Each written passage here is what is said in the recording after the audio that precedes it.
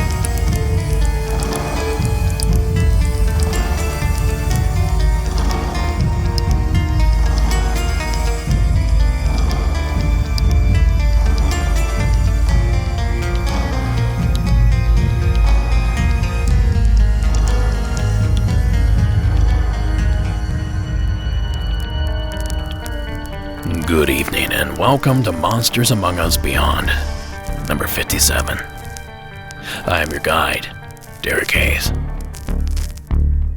It is great to have you here this evening. Now I have a slew of spooky and unsettling calls to share with you this evening. And since I have very little in the way of quote-unquote news to share with you, let's just dive right in. We're going to begin this evening with an entry out of the Golden State of California. Please join me in welcoming Casey to the program. Hey, what's going on, Derek? My name's Casey. I lived in California for my entire life. I was born out here, went to school out here, and I thought I would call in today and just tell you the story of something that I've been experiencing for my entire life. It's a mystery for me, and certainly something I've been trying to get to the bottom of, but I don't know that I ever will. I happen to know that this same sort of phenomena is experienced by many people in the U.S. and the regions where they live, even worldwide. There's apparently places around the world where people hear this anomalous sound. I'm sure that maybe some of the listeners already know what I'm talking about. I'm positive. Basically, the internet seems to agree that in the U.S. they're called lake guns. There's also a term called mist pofer. It's a European, it's a word from a European language, so I'm not sure if I'm pronouncing that correctly. But these sounds are like the sounds of cannons, basically. They sound like cannons, sound like a very large explosion. Where I live, the sound seems to be a little bit different, and I only hear the bass of these explosions, like the very low end of the audio spectrum of these explosions. And as I've been paying attention over the years, I've come to find that these sounds originate from the ground. All right. So it's really interesting. It happens all times during the year, usually in the summer months, like spring, summer, fall. I've never really noticed it on very hot days, but I have noticed it a fair amount on, warm days, clear days. But then in there again, you spend more time outside when it's clear, right? So I can't say if it actually happens on rainy days or not. But yeah, growing up, I heard this sound a lot. I never really had the life experience to understand how anomalous it truly was. And then as I got older, I started to experience it with friends. I'm going to share two of those stories because they're pretty interesting. My friends were pretty shocked when they put two and two together and actually started experiencing it for themselves. But everybody that I've talked to in the town, I mean, I haven't brought it up to everybody or anything, but people always seem to bring up two things. Somehow there's a mine, where they're mining like gold or something underneath the ground somewhere nearby, and they're using dynamite. That's what people say.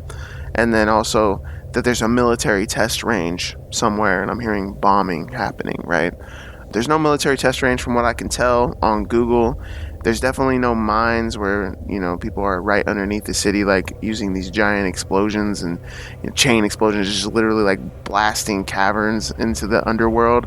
Like there's just no way. There's too many explosions over too many years, like we'd be living in hollow earth if that was really the case.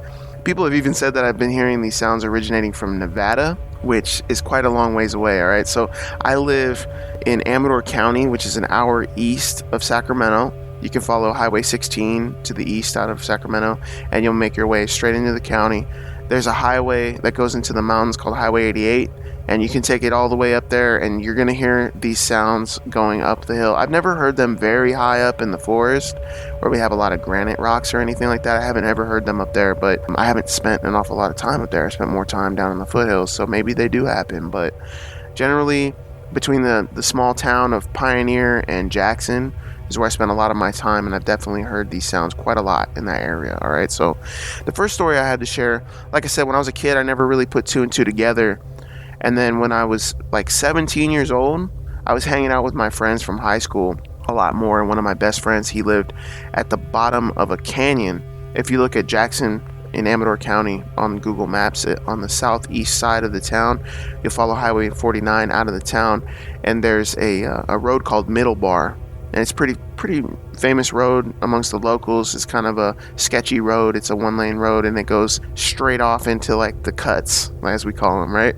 So my buddy used to live way at the bottom of the hill down there, and where the hills come together, he was right at the bottom of the canyon. And I remember one night we were out there chilling. The sun was going down. We were kind of waiting for the stars to come out, and I was hearing this phenomenon, these explosions, and I was like, hey man, what is that?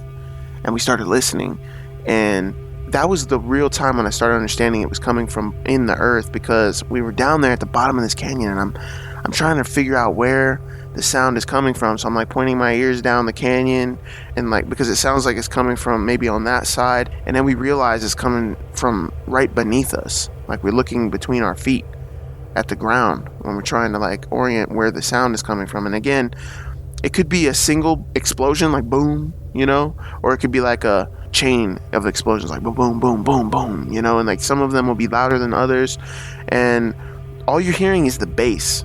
And so, the only thing that I can really do other than, my terrible impersonations of these sounds is to try to explain to anybody who's shot handguns, like if you shoot like a 9mm, it has kind of a crack, right? But then when you shoot a 45, it has a pop. It has this like concussive sort of a like kick to it. And that's the feeling that I get from it, this concussion. And you're hearing, like I say, only the lowest portion of the audio spectrum, the bass of this event.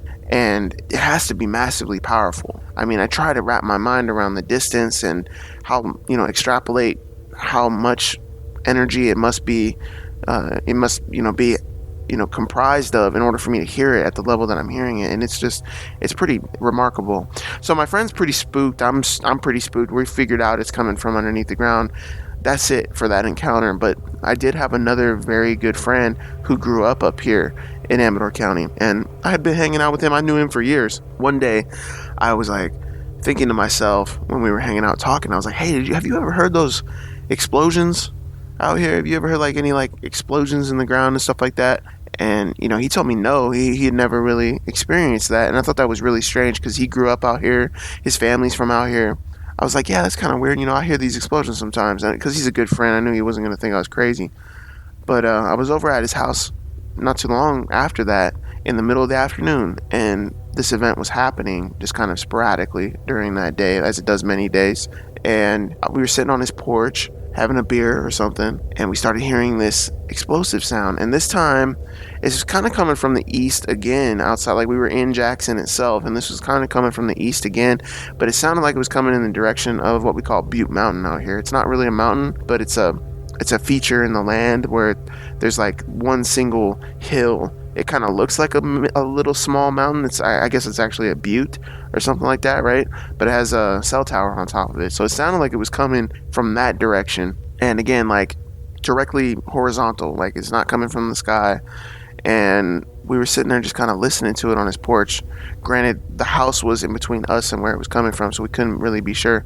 But that was his first experience with it. Then later on, I mean, he had a job up at the top of the hill. There's a place to the west of Jackson called Sutter Hill. Basically, when you're going to go to Jackson, you have to like drive over a hill and go into the town. And so there's like this long drop in the highway as you're coming into town. And on top of that hill, there's a bunch of, of course, there's a bunch of houses and stuff up there. The view is pretty nice. And so we were on Argonaut Lane, which is it's a pretty well-known road. It's got a pretty nice view looking east.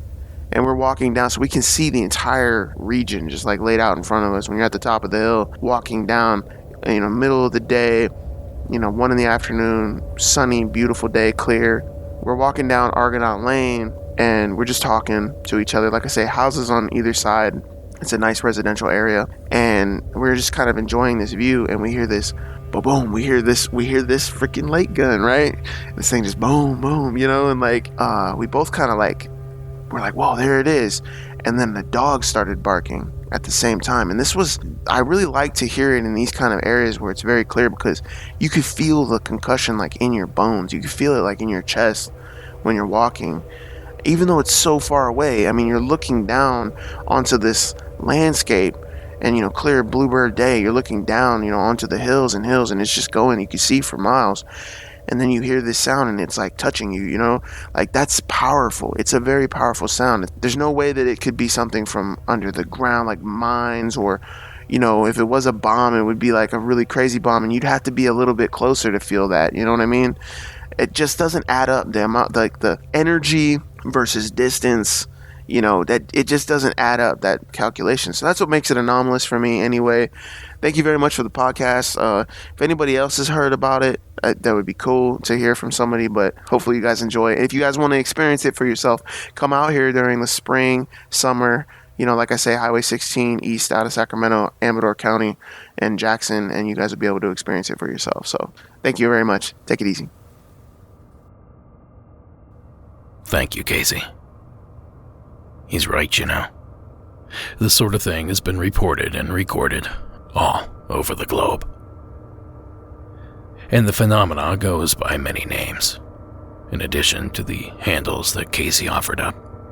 Skyquakes, Seneca guns, the buzz, or the hum. The sound comes in as many forms as it does names. And it's not a new phenomena either. Some of the legends surrounding these mysterious sounds date back to the early 1820s. And in 1978, a series of these mysterious sounds worked their way up the east coast of North America, finally settling in a bizarre event we now call the Bell Island Boom. Sunday, April 2nd, 1978. 12-year-old Darren Bickford was making his way home on Bell Island, a small community in Newfoundland, on the east coast of Canada. I was outside riding my pedal bike, and I knew one of my favorite shows came on television at 11. So I was pedaling back home. As I approached the end of our driveway, all the birds stopped chirping, all the dogs stopped barking. It just went so still. And then it was boom, like a shotgun blast, followed immediately by another boom, and then followed immediately after the second boom. The ground shook underneath me. It was the biggest noise I have ever heard in my life. Suddenly, something unbelievable appears right in front of Darren, a glowing ball of light. It was hovering off the ground when it appeared out of thin air, and the beautiful colors of blue made up most of the center of the ball, and outside of the blue it was orange and yellow mixing together, and then just like that the ball of light just disappeared into thin air. It was all over in 4 or 5 seconds, but those 4 or 5 seconds are burnt into my brain just like a roll of film. The massive explosion was heard over 60 kilometers away. Its impact wreaked havoc. People reported exploding TV sets, blue flames shooting from electrical outlets, and a strange beam of light coming from the sky. This bizarre event was dubbed the Bell Island Boom. Now, like with Casey's story, officials in the area had all sorts of explanations, each with their own flaws and shortcomings. Lightning, ball lightning, something called a superbolt, the Concorde jet, and even a Russian radio wave weapon were all offered up as a solution. But whatever it was, it held some sort of significance, because Darren was paid a visit by some strangers not long after the event. There were these strange men.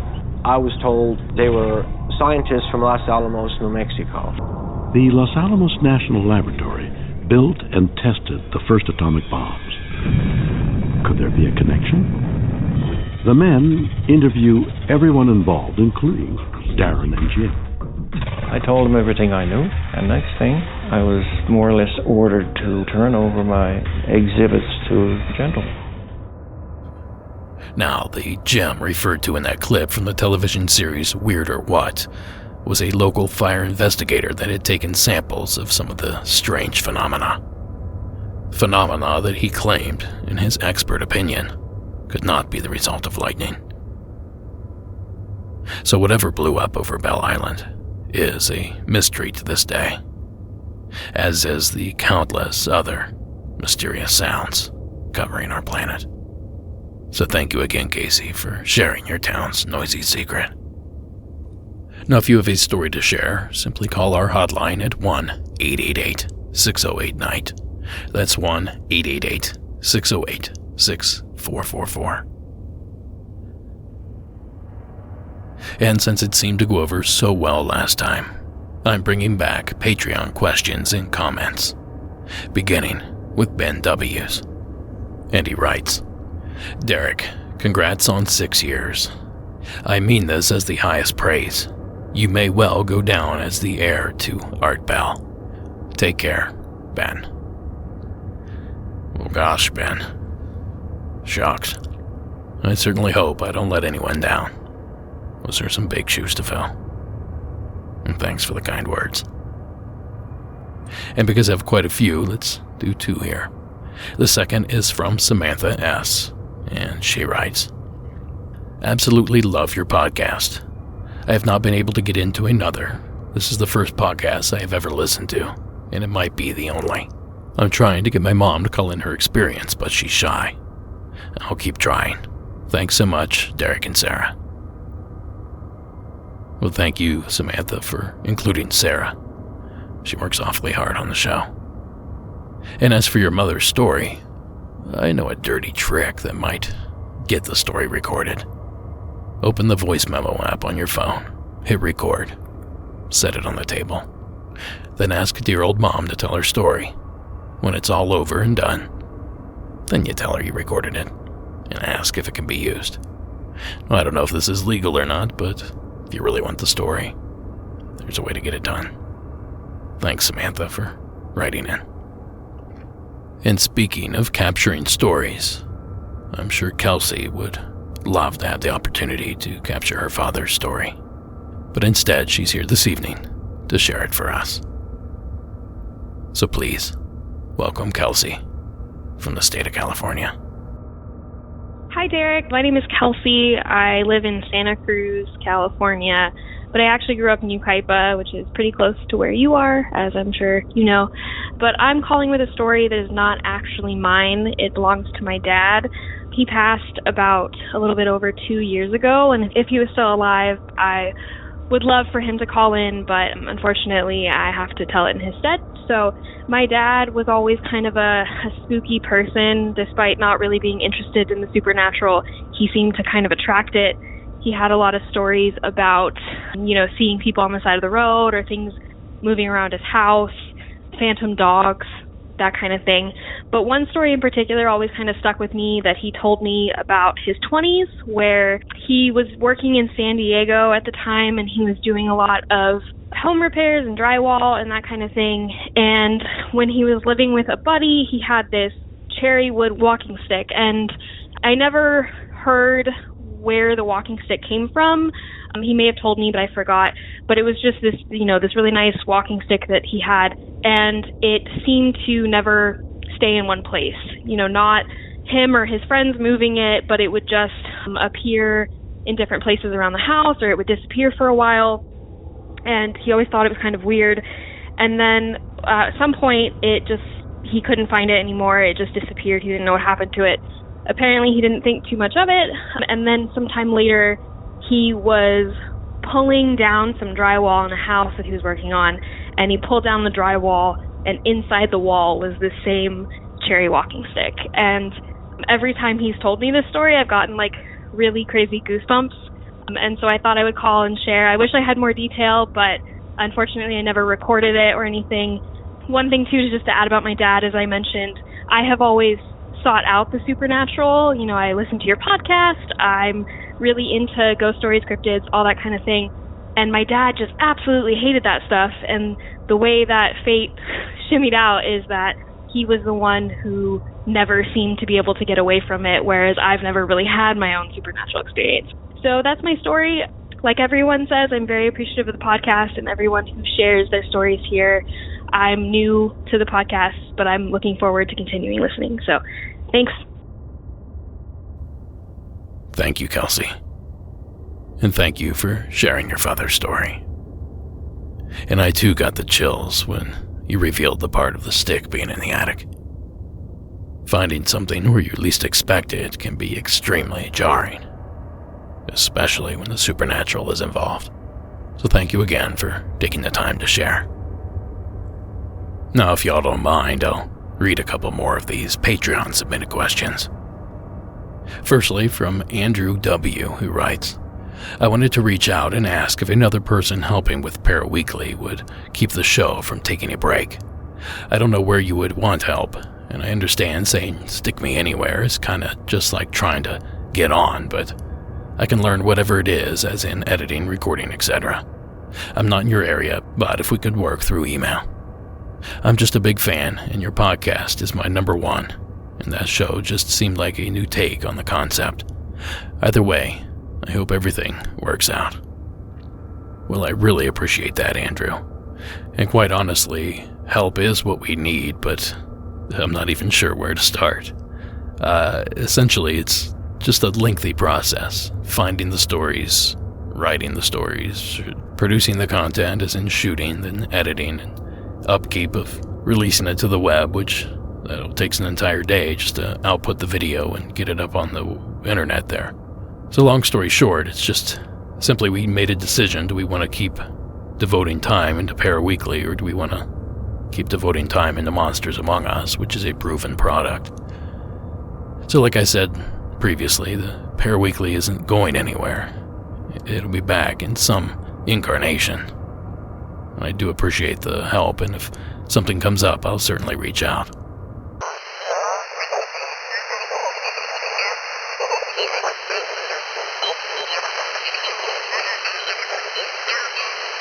Now let's move on to a ghostly legend. Dylan, out of the state of Kentucky, is back with a tale. Hi, Derek. This is Dylan from Kentucky. Just wanted to call and give you guys a story of a place I used to work at. I used to work at a college, Eastern Kentucky University, and I was a custodial there. And I worked in a building where it was famous for a spirit called the Blue Lady. And supposedly she was a student at Eastern back in the 1800s. And she hung herself on the top of the bell tower. So since then, she has haunted the place. Well, I had worked in that building for a year and a half. So when I first started there, I was in the bathroom cleaning and everything. And all of a sudden, the sink started to turn on one by one, and then all the commodes started flushing one by one. And I asked maintenance about it to see, maybe it was a mechanical problem, and they said they normally don't do that. Normally it's just one commode or one sink will turn on, out of a dime. So yeah, that happened. And then I was in the auditorium where she's supposedly be seen the most. I was in the auditorium when we was cleaning, and I felt like this spider web was all around my head, and I was trying my best to get it off, and I could not get it off. And once I left the room and walked upstairs to the main floor, it went away. It was just odd I tried to explain it to the guy that I worked with, and he's like, that's happened to me several times. And he used to work in the building all alone, so he experienced a lot of things. And then also on the campus, there is the Sullivan Hall, which used to be a hospital at one point in time where they held little children. And my wife stayed there while she was trying to get her nursing degree. And she would say that she would hear little kids running down the hall, laughing and talking. And she said that one time she had her shoes outside of her dorm room, and when she woke up in the morning, they was inside of her room, and there was nobody on that hall except her and her roommate. So she's experienced some things on the campus. It's a very scary place, and you can look this up on history online, and also there's a couple of YouTube videos explaining the history of these hauntings. So I hope everybody can enjoy it. It was just really creepy, and I just wanted to share it. Thank you for your time. Love the podcast. Take care. Thanks, Dylan. I swear every school in the Midwest has their own ghostly legend. Every single one of them. Well, at least I can say I've yet to find one to prove me wrong. And Dylan, your tale is equally as creepy as most that I've heard. So a big thank you for taking the time to share it with us. Now let's move on to another Patreon question. This one from Ian R. Hey, I hope you're well. I wondered if you're ever stuck for round table things to watch. I have a suggestion which could be either brilliant or terrible. That sounds like each and every episode. Have you guys seen the Parapod movie? It's a British podcast movie. Very believer versus skeptic type of thing. Very funny, lots of dicking around. To levels that border on bullying at times. I'd love to hear your guys' take on it. Plus, it's a podcast that did a movie, so it's interesting from that point of view. I guess it would only feel like a bad idea if everyone hated it. But I suspect it'll be a mixed bag. Let me know what you think. Cheers for all the hard work, Ian. Well, Ian, I'll certainly put it in the carousel of ideas. I'd never heard of this documentary, but anytime a podcast decides to make a film, I take my hat off and salute them because they are crazy. And apparently they love giving money away, because that's what making a film is. Anyway, I digress. The way it works is we each take turns. I don't know whose turn it is now, but I know it's not mine, but I'll certainly put this one in there, so thank you again for sharing the suggestion. And the next one is from Sam T, and they write, Hey, would you consider doing a construction site-themed episode? My extended family is in the construction field and have mentioned a lot of odd things occurring. Well, Sam, that's a pretty good idea. These themed episodes, they sort of began as a gimmick for me to kind of milk certain stories out of the audience. I believe it was military that I started with, and I was looking for military stories for some reason. And I thought, well, if I announce a special episode, people on the fence might be more inclined to call in. So I realize I'm giving away my secrets here, but this will be a Patreon-only episode, so I don't mind sharing with you guys. That said, construction work certainly could work, so I'll throw that in my carousel as well. Now let's move on to another story, and this one is this week's rebuttal, and 2 comes to us from a familiar voice. Please welcome in from the state of Pennsylvania. Back to the program. Hi, I called a while ago. We'll call me N just for anonymity. I love the show and I drive delivery right now, so I listen while I work. And I'm way behind. I don't know if you can use this or not, but I got very excited by season 6, episode 18, and the were-deer, because I am a practicing pagan, and that's something that's seen in paganism and has been seen and kind of honored from the dawn of time, dating all the way back to Paleolithic times, is like the worship of deer and of like deer entities or deities, many shapeshifters. One is Dal or Dolly from Georgia. She is a goddess of the forest and is known to shapeshift into deer. Another is a Paleolithic deity from Britain, I believe, who was a reindeer goddess worshipped by shamanic people way, way back when human beings were still, hunter-gatherers and migrating with the deer. Then you have Artemis and Diana, who are highly associated with deer, though I don't know if they shapeshift or not. And you have Cernunnos, which I hope I'm saying right, who is a Celtic deity, and he is a horned god and the god of the forest and wild beasts. So this whole idea is very, very old, and I think you played a YouTube clip about Native American legends of a deer woman, and I hadn't heard of those, but I wanted to kind of add on, it's useful, that is a concept that dates back to Europe and Asia Minor as well, from the time when deer were basically a life source of mankind. Everything from meat to clothing to following herds and learning how to avoid the harsh seasons with the deer. It's steeped in our history, and so I thought that was really cool. And whether or not you believe that these things exist and can appear is 100% personal. I do. And if he actually saw that happen, I am eternally jealous, because I do worship one of these deities, and wanted to share that there is quite a bit of history and mythology around deer and the magic that they possess and their love and protection by higher beings, as well as shape-shifting. So hope that's useful. If not, I hope it was at least interesting for you to hear if you didn't know. Have a good day. Bye. Thank you, Ann, for calling in. I believe that story's aged a bit since season 6, episode 18, I believe she said. We've since talked about the not deer, which is a fairly new phenomenon I'm not totally familiar with. Essentially, back east, in the Midwest somewhere, there's deer that are in disguise. There's some sort of other entity, not Wendigo or shapeshifters or skinwalkers. It's something completely different. So I'll do a little digging, and I know I have a few calls on the subject, so hopefully I'll try to work in that subject into this season somewhere. It's certainly fascinating, and as Ann mentioned, it goes back millennia. Thanks for the rebuttal, Ann.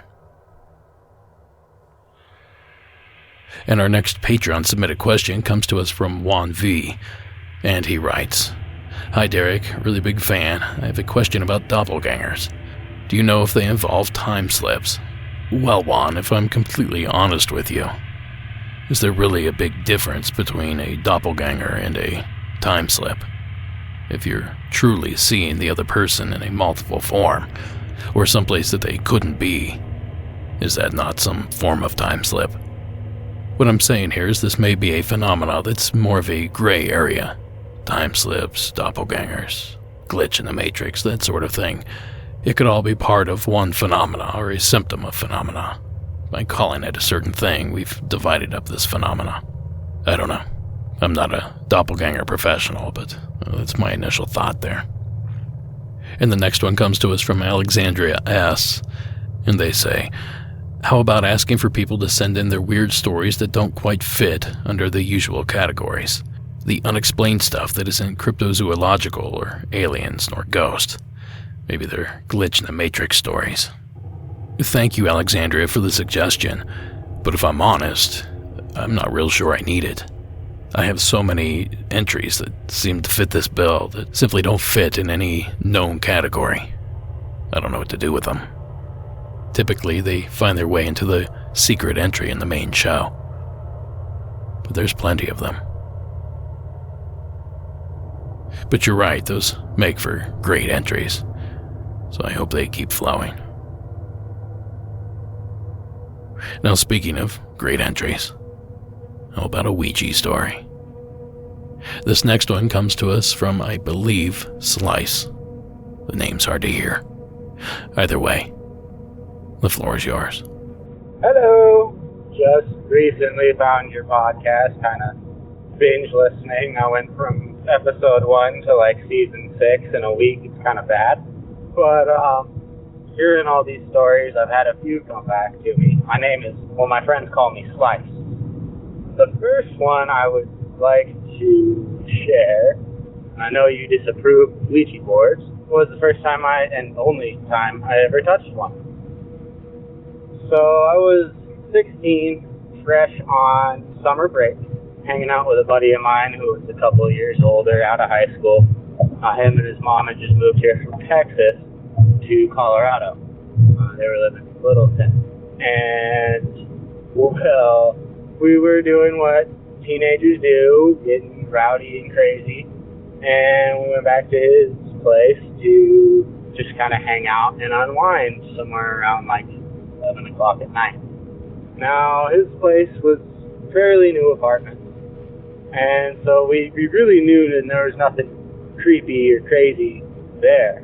They only been built within the last 2 years at this point in time, some 8 years ago. So we pulled out the Ouija board. We were all bored and had nothing better to do, smoking a little oregano, swapping stories, getting to know each other better, because I had just met a couple of the people he was hanging out with at the time. The 4 of us sat down, and now when I tell you I didn't talk to anybody about this person ever, I mean never. Nobody knew.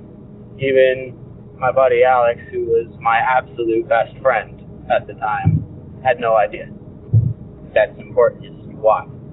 So I was barely touching the little, whatever you want to call it, cursor, glass, whatever.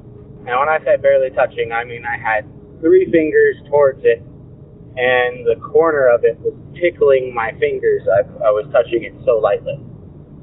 So we're sitting there, and we're, going through the usual questions. Anybody there? Want to talk to us? Blah, blah, blah, blah, blah. After about 5 minutes, the damn thing starts moving. And we asked for the name, and they spelled out the name of someone I knew in childhood. Well, I thought it was odd, but I just kind of dismissed it. And so then we asked, how did you die? And it spelled out crash. And I thought that was really weird, because the last time I'd heard from this person, or about this person I should say, I heard that she was in a really nasty car crash. So at this point, I'm just kind of weirded out, and I took my hand off. And then they asked who this person was there to talk to, and it spelled out my real name, which none of them knew. I'm notorious for going by aliases. At this point, I could not handle the uncanny resemblances and stood up, walked outside to go smoke a cigarette, because I was just freaked. And my buddy's mom comes walking out, because they were living together still, comes walking out. She asks if everything's okay, because she had seen me tearing up. Kind of a weird story there, but that's definitely not anything that you want to hear about. So she checks up on me and, asks what was that about, and I kind of give her the background on this person that I knew once upon a time that, best I knew died in a car crash. And so she was like, well, do you remember anything other than her first name? And I, no, not at all. So we kind of left it at that. Fast forward like 5 hours, give or take. At this point, this conversation ended right about midnight, and we all kind of went to bed a half hour later. I woke up somewhere right around 5 a.m. because the sun was just peeking over the horizon. Just enough light to be able to see in the room. And I felt daggers from somebody's eyes just digging into my soul. I felt like somebody was sitting glaring at me. And I kind of sat halfway up from my spot on the air mattress that me, Alex, and his mom shared when we were hanging out. because they didn't have any furniture quite yet. They'd literally just been there a couple months.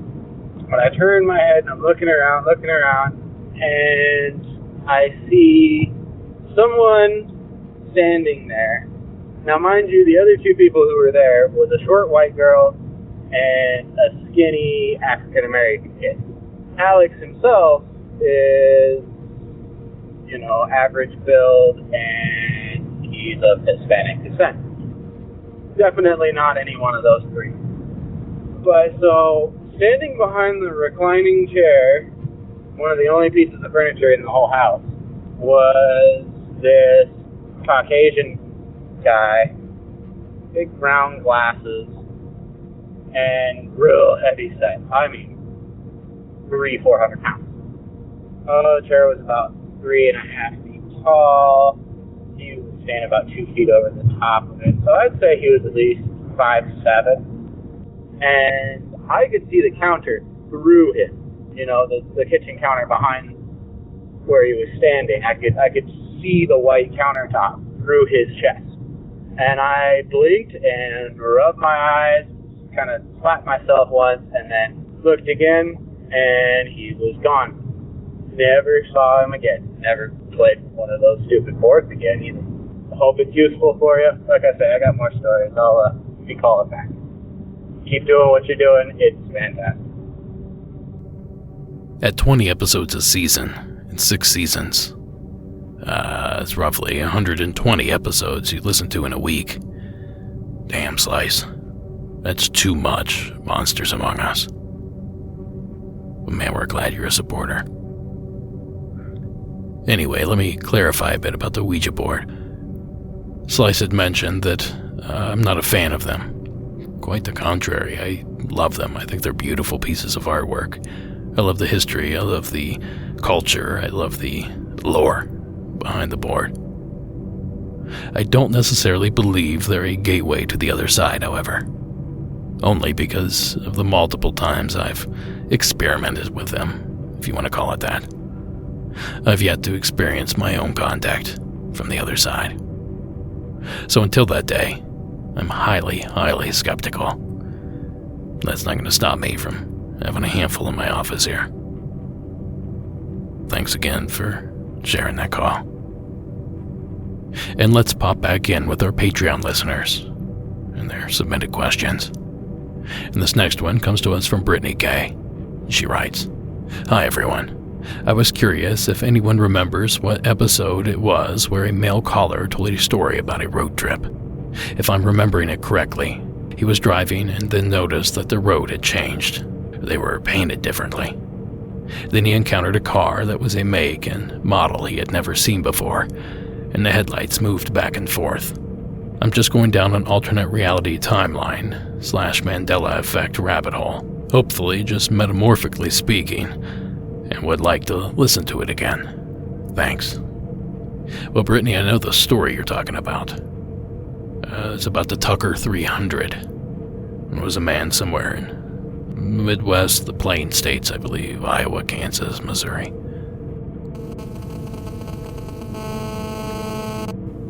This is future Derek. I actually did a little digging and found out that we're talking about Ray's story from Missouri, which was featured in Season 10, Episode 8.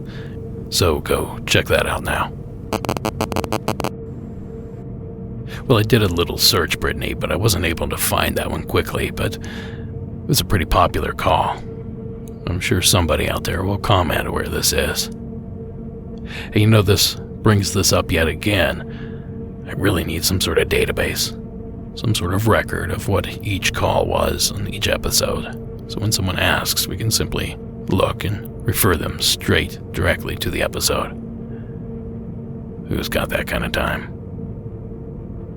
Until those magical fairies show up and do that work for me, we'll just keep guessing and we'll see what we can do about getting you that information, Brittany.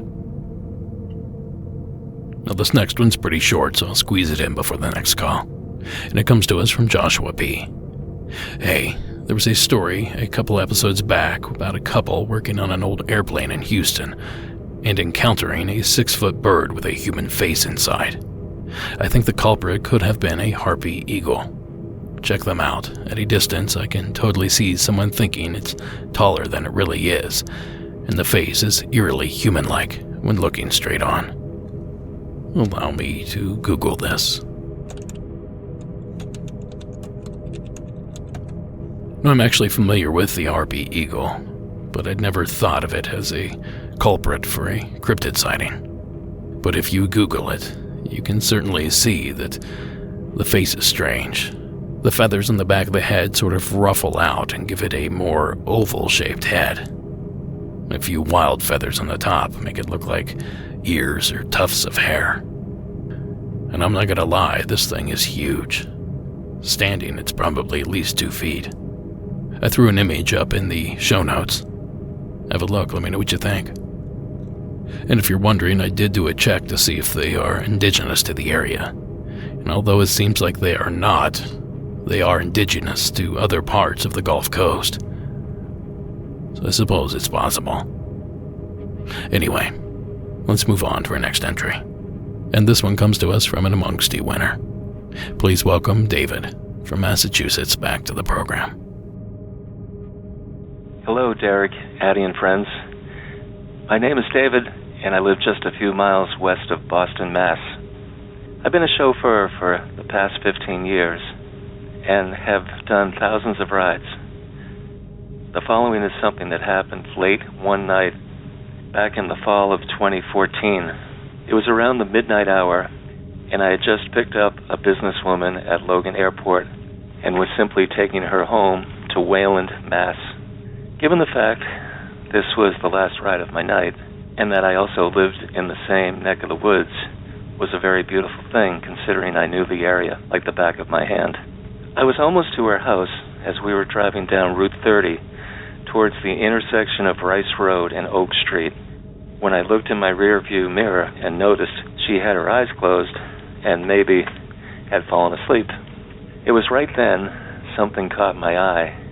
Down the road about a quarter of a mile in front of me, over to the right, up a slight hill in a very wooded residential area.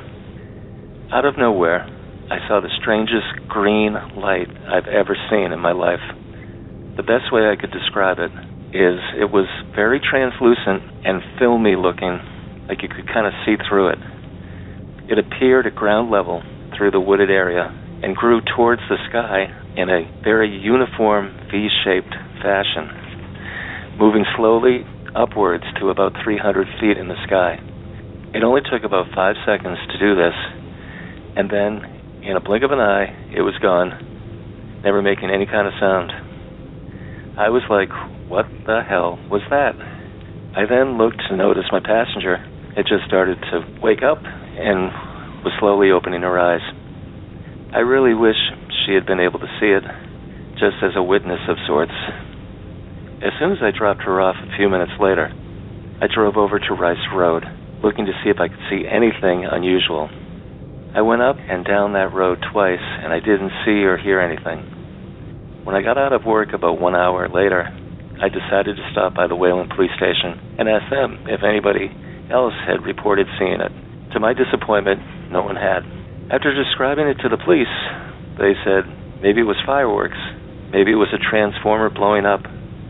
My feeling was no way, because it made no noise, and it started at ground level, rising up again in a perfect V-shaped kind of way. Living so close to where I saw this happen, I've never seen it again. I've even asked the occasional Wayland cop the same question, and nothing else has ever been reported, even close to it. I just wonder what it was, and if anyone else has had a similar experience. It would be great to hear. Thank you so much, Derek and Addie, for everything you do. Monsters Among Us rocks. Thanks, David, as always. You know, it's ironic. This is one of the few times where this actually sounds like swamp gas. A green mist floating up from a swampy area. Although I'm not real sure that swamp gas is actually green. I believe that's a television thing. Either way, hopefully, now that this call has been played, somebody else had seen something similar in the same area. I love when that happens. Until then, Thanks again, David.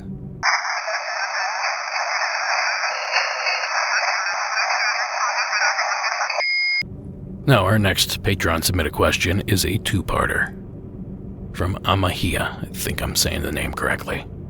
And the first part is in response to our Rewind episode with the guys from Hysteria 51, Brent Hand and my buddy David Flora.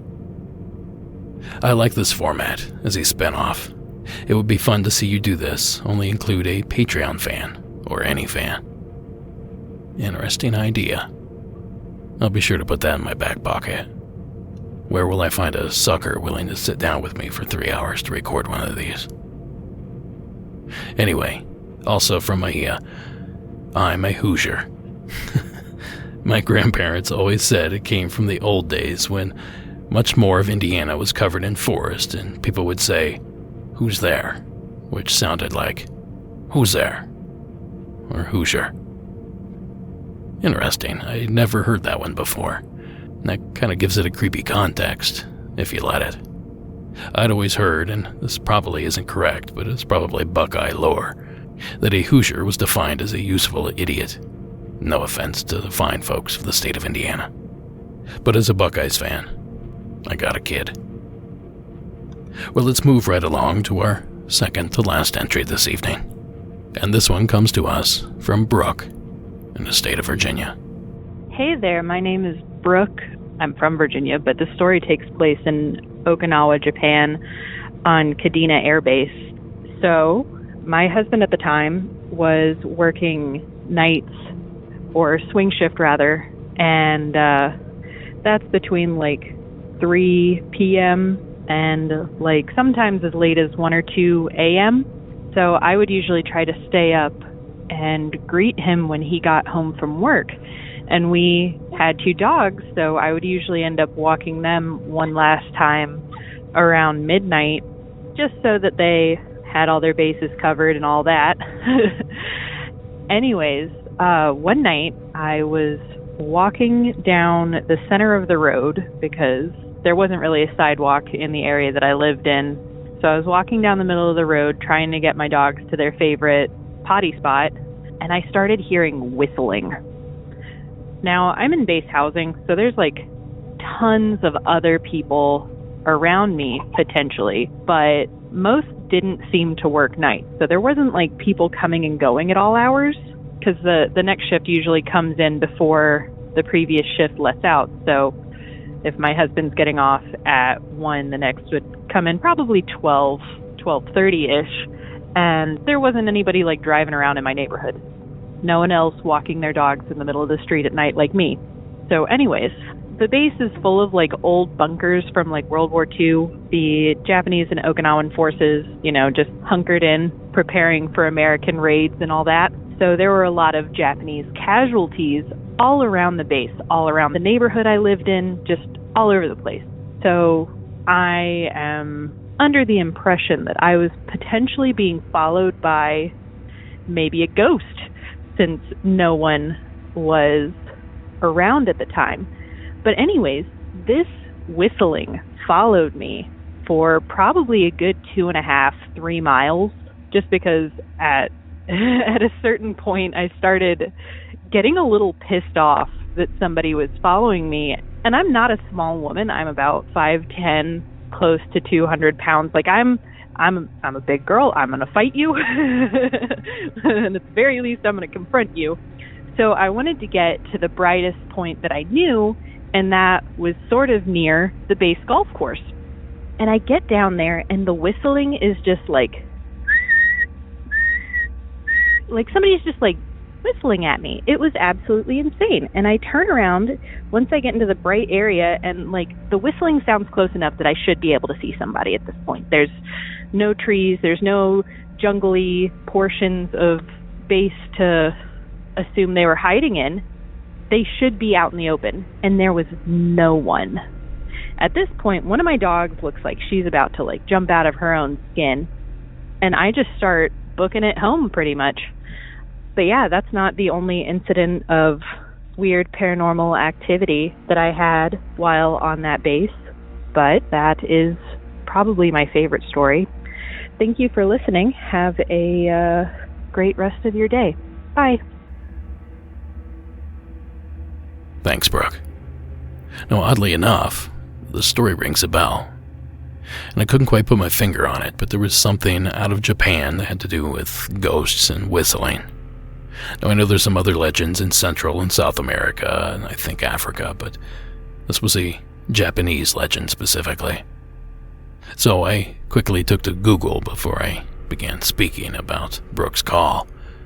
And that's where I relearned that whistling was a form of communication for bad guys traveling on the roads and trails in Japan. Highwaymen, murderers, thieves, that kind of thing. And in the night, they would whistle back and forth, communicating when their next mark was in place or where the rendezvous point might be. Well, the legend is now, at least with my interpretation, is that these bad folks have passed on but haven't necessarily moved on. They're still roaming the trails and roads of Japan, whistling at night, in search for friend, foe, or their next victim. So it's a good thing, Brooke, that you didn't spend any extra time out there. You might have got a history lesson you weren't ready for. Thanks again for sharing the entry.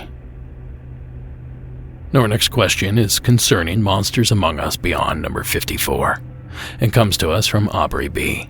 And she writes, "Hey, I have an answer for Alyssa. So if you go to the subreddit called Crawlers, there are numerous accounts of multiple humanoid-looking things that are white and could be described as ape-like. I think they're seen all over the place, but it's not super common.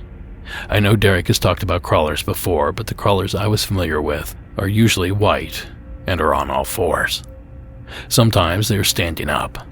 Also, Derek, if you need someone to help go through your calls, I have a good amount of experience going through personal paranormal accounts, and so on. Feel free to send me a message if you want." Well, I truly appreciate that offer, but if I'm quite honest, I got a tight grip on that collection. You see, that's the only thing making me important in this show. I'm the keeper of the stories. You can't get rid of me. But no, seriously, I do appreciate the offer. And as for these pale crawlers, she's right. There are reports of these things throughout the Midwest. And I know I've talked about them quite frequently on the show, especially lately. Some of these newer cryptids that seem to be coming out are downright terrifying. Well, this next call, and our final call, is not about crawlers, but it is a story that takes place in a city I used to live in. So without further hesitation, please welcome our anonymous caller from the state of Ohio. Hi, Derek. I'm going to choose to remain anonymous. I live in Columbus, Ohio, and this story takes place around 2012. So I was picking my now wife up from work, and this would have taken place in the fall. So it was already dark outside, and we were going to meet some friends at a place north of Columbus to get some food and hang out. From where she was picking me up at to where we needed to go, we had to take 270, which is the main highway that encircles Columbus. So we get onto 270, take it, and we're almost to where we need to exit off to get to the road we need to go to our location. And we both at the same time noticed something odd. So it's dark outside, but most people in the city know that it's never really dark outside, especially when you're at busy areas. And it was not terribly late, maybe 10 o'clock, and it was fairly busy. There were cars on the road, and you're on 270, which is a busy area. So it wasn't completely dark because there's that kind of violet or dark blue glow to the sky that you get in the city. And as we're getting off on the exit, we can see a completely black triangular shape, very large, in front of us and above us by about 50 feet. So both of us kind of look at each other like we're sure we're seeing the same thing. And we don't really know what to do because we're on a highway. It's not like we can pull over. So where we were going, we actually had to get off the exit, and then turn left, and the craft was between where we were turning, so we could see it as we were coming up to it, and then our turn left was actually past it, so we could then still see it after we had turned. And it was definitely not easily visible, but visible enough that we were all kind of trying to figure out why nobody else was seeing it, or I don't know, it was just so weird. So we turned left, and the craft is actually going in the same direction that we are. And since there's a lot of lights on the road that we were on, this thing was going pretty slow. So we were basically going about the same pace as it with the lights that we kept hitting. We were pretty much side by side with this thing for another 100 yards at least. And then all of a sudden, it just disappeared. It wasn't like we saw it go off in a streak or anything like that. Like, it seemed to just accelerate. It just disappeared. So we both kind of tried to collect ourselves, and we're trying to figure out, okay, do we see the same thing? The one thing that stands out to me is we both had phones with cameras on them. I mean, it wasn't like this took place a crazy amount of time ago. So neither one of us thought, oh, we should pull out my phone and take a picture of it. That was not even, like, on our minds at all. We both knew it was odd, but at the same time, we were definitely not reacting as if it was as odd as it was. So the things that stuck out to me the most were that this thing was just completely black, and it seemed to have lights, but at the same time, they didn't seem to give off light. It looked like there were a light on each corner of the triangular object, and the object almost went the width of 270, so it was pretty large. That's about 4 lanes of traffic, both sides of both directions at that point. So very large. 1 light on each corner and a light in the center. And I guess I assumed them to be lights, but again, it wasn't like we could see beams of light coming to the ground, but they did seem to be giving off some sort of light, because otherwise how would we have seen them? And they looked white. But to this day, my wife, every time I bring this up, does not want to talk about it. She was pretty freaked out by the whole experience. I feel like I've had some other strange things happen to me in my life, and so maybe I was less freaked out by the whole thing. But hope this is something that you could use for the show. Really enjoy it. Really enjoy you giving people the platform to share their stories and feel a little bit better about the weirdness of life. Thanks, Derek. Bye. Thanks, caller. Now, as happy as people are to have a place to share their stories, I'm twice as happy that they're here to share them. When I started this show, I had no idea that I would receive so many calls. Now, I knew everyone had a story, because almost everyone does. Some paranormal event of some sort, if they really think about it. But not everyone is willing or able to talk about theirs. And sometimes they do it anyway, and you can hear it in their voice. You can hear the conviction and the fear, and that's probably what makes this show so special. The emotion. And you can hear the emotion in our caller's entry here. You can tell he was unsettled. You could tell that his wife was upset. And having grown up in that area and lived in Columbus specifically for a number of years, I can tell you the area is fairly wide open. It's flat. There's not a lot of hills and large buildings, that sort of thing, to obscure your view. So a lot of people should have seen this thing. Should have been on the news. So the fact that it wasn't makes it even more intriguing to me. And I should point out that the Wright-Patterson Air Force Base is probably 90 miles away, if that. So a lot of elements here to add to this mystery soup. And we thank you, caller, for sharing the main ingredients. And before we duck out of here, I have one more entry submitted over Patreon. And this one from Gabe S. And this also is in reference to Monsters Among Us Beyond number 54.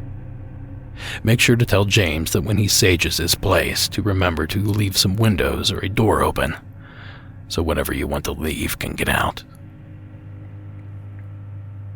Dead on, Gabe. And I myself will admit that I often forget to include advice like that. And sometimes I feel like I've said it so many times that I don't need to say it again. But as Gabe mentions, sometimes the details can be really important. So I want to thank all of my callers for this evening, and I want to thank everyone that wrote in a message, because that's going to do it for this episode. Monsters Among Us Beyond is written and produced by me, Derek Hayes. All audio used in this production is done so under the protection of fair use. And the terrifying score that you hear, well, it's Iron Cthulhu Apocalypse, Co.AG Music, and Carl Casey at White Bat Audio. Thank you so much for listening. Thank you so much for the support. And until next time.